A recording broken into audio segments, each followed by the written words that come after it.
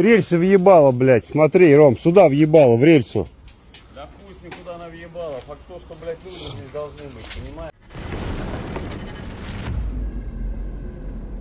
Hi guys, this is another update from Warthog Defense. I'm set. Complete defeat on open ground. Ukraine has crushed a massive Russian assault on Siversky sector. 71 vehicles surged forward in a bold offensive, but were torn apart by Ukrainian firepower. Tanks, APCs and tracked vehicles were left smoldering as drone strikes and artillery shattered the attack. What was meant to be a breakthrough ended in disaster. Another failed push, another field of wreckage. Despite suffering staggering losses, Russian forces continue launching large-scale armored assaults across open terrain, often mixing tanks with civilian trucks, ATVs, and even motorcycles in desperate attempts to push forward. These improvised waves, though chaotic, show that Moscow is still banking on brute force and numbers to break through Ukrainian lines. But the results are devastating for them. With Ukrainian artillery dialed in and thousands of drones scanning every field, tree line, and road, these convoys rarely make it far. FPV drones strike vehicles with precision, while loitering munitions hunt down retreating troops. Artillery units then finish the job, turning advancing columns into flaming wreckage. Instead of modern combined arms tactics, Russia appears to be throwing everything it can find into the fire, often with little coordination or cover. And the outcome remains the same: fields littered with destroyed armor and bodies, while Ukrainian defenders hold the line. It's not just costly, it's suicidal. Ukrainian forces have repelled a large-scale Russian assault in the Siversky sector, inflicting heavy losses on personnel and equipment. According to footage released by the Zalizna Kara unit of Ukraine's 54th Separate Mechanized Brigade, Russian troops attempted a massed offensive against positions held by the 54th and the 81st Separate Airmobile Brigade, deploying 71 units of armored and motorized equipment.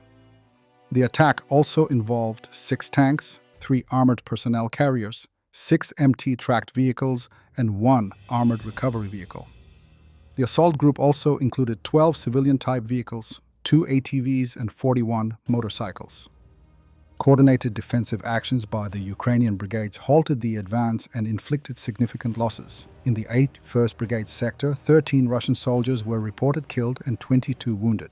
In the 54th Brigade's area, 35 Russian troops were killed and another 47 wounded. Almost all of the vehicles used in the assault were destroyed or abandoned. Only 1 IRV, 1 MTLB, and a single car were left intact. Judging by the released footage, Ukrainian defenders relied on a combination of drones, artillery, and preemptive mining of approach routes to repel the attack. These desperate tactics show that Russian forces are trying to adapt, using smaller, faster vehicles to avoid detection and reduce losses. But the core of their warfighting remains stuck in a Soviet-era mindset: frontal assaults, rigid command structures, and a disregard for manpower. They may swap out tanks for motorcycles, but the strategy behind it hasn't evolved. Ukraine's battlefield is dynamic, fast-moving, and saturated with real-time surveillance. Russia's outdated approach simply can't keep up. And that's why, despite constant pressure and endless waves, they fail to achieve any serious breakthroughs. The problem isn't just equipment, it's doctrine. Ukrainian drones have destroyed one of the buildings at the Kotovsk gunpowder plant in Russia's Tambov region. Satellite images showing the aftermath of the strike were published by the Telegram channel Exilenova Plus.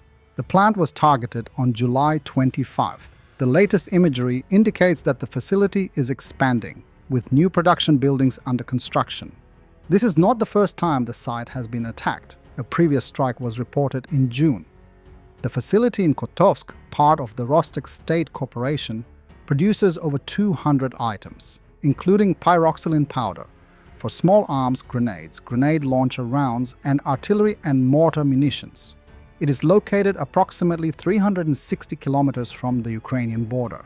It remains unclear whether the latest strike has affected operations or production volumes. Ukrainian drones recently struck the Nevinomysky Azot chemical plant in Russia's Stavropol territory. The facility is a key part of the country's explosives production chain and is one of the largest chemical plants of its kind. Residents reported multiple explosions and flares near the site. The mayor later posted a video of the plant and praised its employees, effectively confirming the attack. Analysts from the Dnipro OSINT group reviewed video footage and confirmed the drone strike.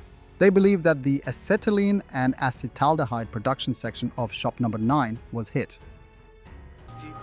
Drone strikes have once again disrupted Russia's infrastructure, this time hitting Jutovo station in the Volgograd region.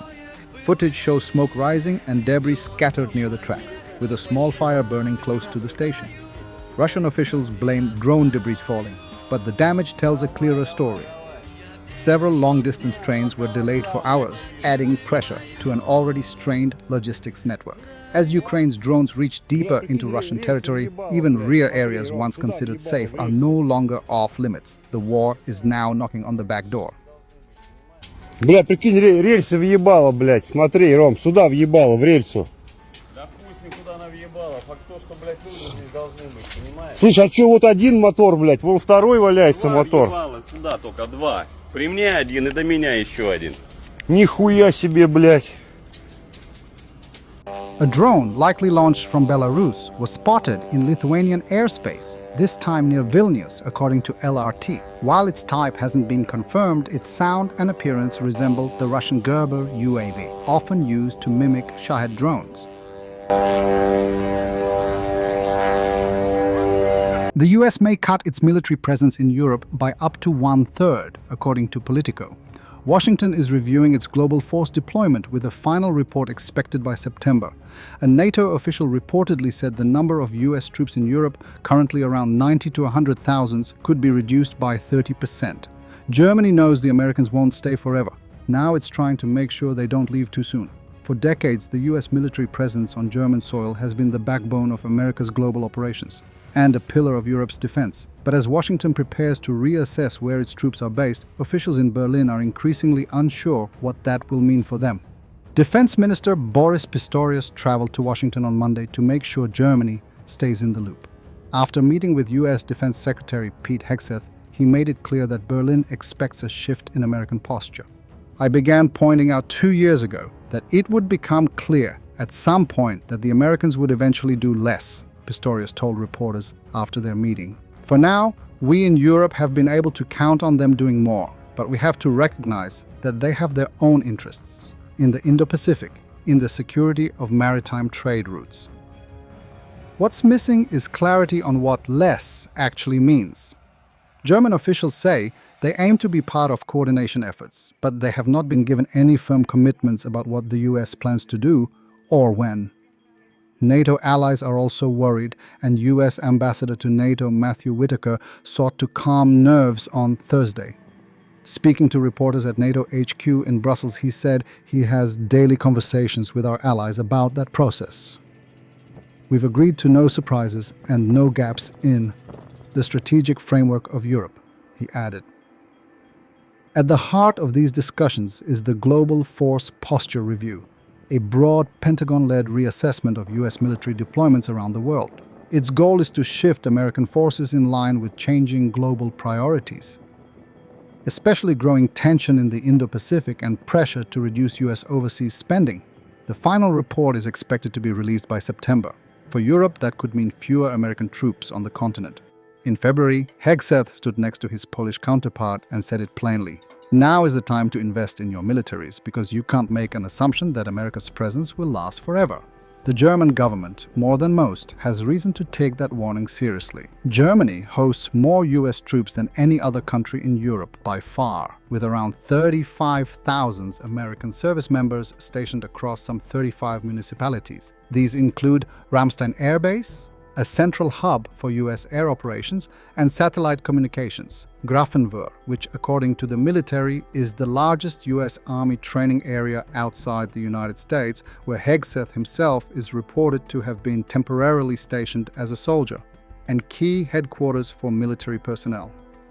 For Germany, US military support has long been a cornerstone of national security from the Cold War to today. With persistent gaps in its own capabilities, from ammunition and readiness to